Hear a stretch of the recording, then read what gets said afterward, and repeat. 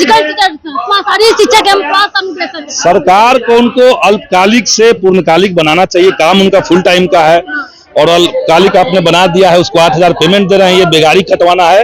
ये मांग हम लोग सदन में भी उठा चुके हैं, लेकिन ये सरकार बहुत इनसेंसिटिव सरकार है, वो मान नहीं रही है। लेकिन इस पे आंदोलन चलेगा। छात्री बढ़ाने के बारे में क्या कुछ करेंगे सर? इनको भी अधिकार मिले, सबको उनका हक अधिकार मिले। बीपीएससी में जो विधानसभा हो रहा है इस पर क्या कुछ करेंगे? बिहार माध्यमिक शिक्षक संघ के बारे में क्या कुछ कहेंगे सर? शिक्षक संघ के बारे में, शिक्षक संघ अभी धरना दे रहा था, सरकार से मांग कर रहा था कि नियोजित शिक्षा को प्रोन्नति दीजिए और सेवा की निरंतरता दीजिए और ऐच्छिक तबादला कीजिए। ये 3 मांग। आपके पास में गेस्ट टीचर, अतिथि शिक्षक भी आए होंगे, अतिथि शिक्षक, गेस्ट टीचर, उनके बारे में क्या कुछ कहेंगे? सबों के लिए हम कह रहे हैं, सबके लिए लड़ते हैं, जो रहे सब, हमारे यहाँ कोई अंतर नहीं। वेतनमान मिलेगा बीत रही को अनुदान? सबके लिए वेतनमान या अनुदान है? अब और उसी में सेवा की निरंतरता वेतन मिलेगी तब न वेतन वृद्धि वेतनमान। फिजिकल टीचर, शारीरिक शिक्षक एवं स्वास्थ्य अनुदेशक वाले भी आपके पास आए होंगे? सबका अतिथि शिक्षक, शारीरिक अनुदेशक, सबके लिए मांग। सर अतिथि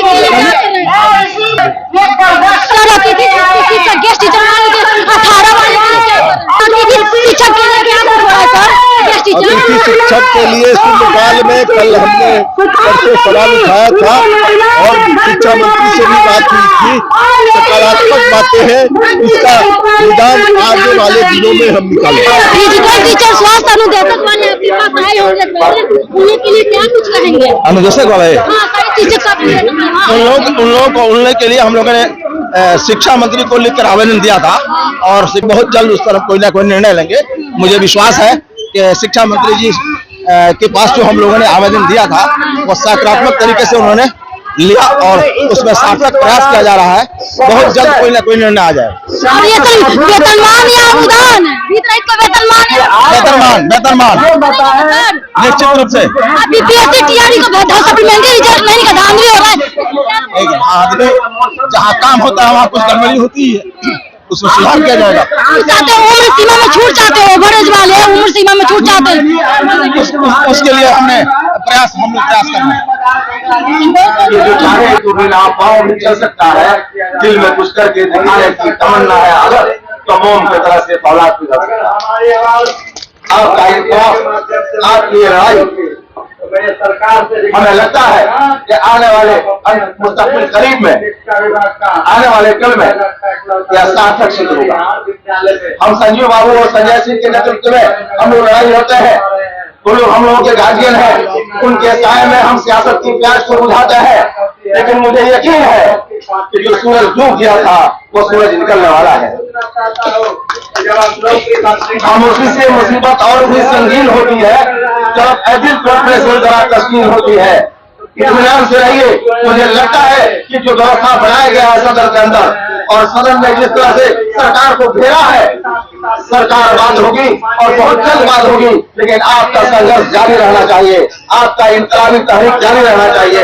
शायर कहता है कि जिसमें न हो इनकलाब मौत है वो जिंदगी, जिसमें न हो इनकलाब मौत है वो जिंदगी और वो उम्र के है आप कस्मोकस है जिंदगी।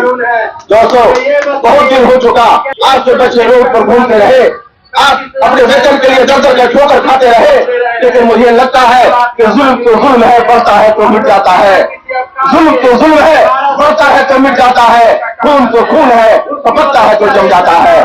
वक्त आ चुका है, आपकी समस्याओं का निदान अनकरीब में होने वाला है और हम पूरी कुव्वत के साथ, पूरी जहानत के साथ, पूरे होश हवास के अंदर, पूरी सलाहियत के साथ आपको विश्वास दिलाना चाहते हैं कि आपके प्रतिनिधि जो भी बैठे हुए हैं, चाहे संजीव श्याम सिंह हो, चाहे संजीव सिंह हो या संजय सिंह हो, रात में भी और सुबह में भी पूरी ईमानदारी के साथ आपके साथ लगे रहते हैं। इन शब्दों के साथ उस समय से इस मोर्चा को संघर्ष करते हुए मैंने देखा है, लगातार संघर्ष करते करते इस मोर्चा ने बहुत दिनों के बाद इसी सरकार के द्वारा वित्त रहित किया गया अनुदान, आपके संघर्ष का समर्थन करता हूं, आपको लाल सलाम करता हूं।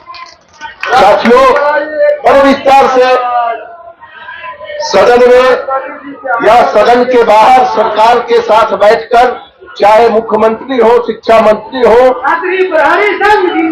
शिक्षा विभाग के पदाधिकारी हो, समय समय पर बैठकर आपके सवालों को लेकर जूझते रहते। विस्तार से संजीव भाई ने उसकी चर्चा की है, मैं उसके विस्तार में नहीं जाना चाहता। एक कमेटी बनी थी, बैठक हुई थी, सहमति भी बनी। उस समय उप मुख्यमंत्री स्वर्गीय सुशील कुमार मोदी जी थे बैठक में, वो भी उपस्थित थे और हुआ कि कमेटी आकलन करेगी। हम लोगों ने यही बात कही कि जो हमारे माध्यमिक विद्यालय को अगर छोड़ दे तो बाकी इंटर और डिग्री कॉलेज के महाविद्यालय जो है उनके आंतरिक स्रोत की आमदनी को जो मैनेजमेंट लूट कर खाता है, आप घाटा अनुदानित संस्थान अगर वो परिणत करेंगे तो वह लूट खत्म होगा, आपको बहुत कम राशि लगेगी और आप घाटा अनुदानित संस्थान के रूप में इसे घोषित कर सकेंगे और उनको वेतनमान मिल सके। माध्यमिक शिक्षकों को नियुक्त भी कीजिए और बजटीय प्रावधान करके सभी शिक्षकों के और कर्मियों के चेहरे पर खुशी लाइए। और ये विधानसभा में कई माननीय सदस्यों के साथ इस पर चर्चा हुई और हम आपसे कहना चाहेंगे कि इस दिशा में आने वाले बजट सत्र में भाजपा माले की तरफ से प्राइवेट बिल हम लेकर के आने जा रहे हैं। हम ये प्राइवेट बिल लेकर के आएंगे, ये अनुमंडल की बाध्यता समाप्त की जाए, प्रखंड स्तर पर डिग्री कॉलेज हो और जितने भी रहित कॉलेज बिहार के अंदर चल रहे हैं एक न्यूनतम योग्यता बना करके सभी को समाहित कर लीजिए, तब बिहार की शिक्षा बेहतर हो पाएगी।